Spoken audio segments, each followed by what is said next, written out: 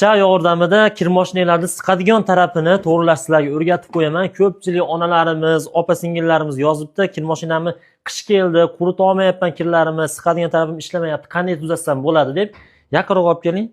Pichoq yordamida. Chunki atvetkada qilsak, ko'pchilikda uyda atvetka bo'lmashi mumkin. Lekin atvetkada qilsanglar yaxshi bo'ladi.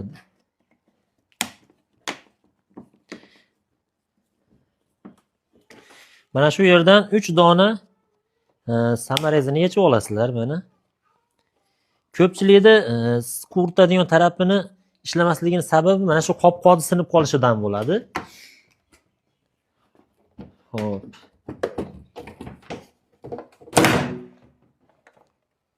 Sizlar uchun qurbon qilib tashladimmi endi bu kir mashinani? Mana video yaqinroq olib keling-da.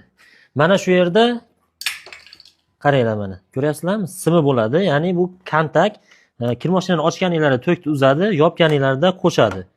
Kir mashina yuradi. Shu narsa agar qopqoq sinib qolsa, mana shu bir-biriga qo'shmay qo'yadi. Bu pryamoy qilib qo'yilgan mana. Mana shu simni bir-biriga ulab qo'ysanglar, muammo hal bo'ladi, kir mashinalar ishlayveradi. Bu bitta yo'li. Ikkinchi yo'lini sizlarga video qilib qo'yaman. Keyingi safar uning uchun videoga like bosib, kanalimizga obuna bo'lib qo'yinglar. Shunaqa foydali videolarni kuzatib borasizlar. Hammalarga rahmat. Bu videoda kir mashina ishlatadigan barcha yaqinlarga jo'natib qo'yinglar. Hammalarga rahmat, salomat bo'ling.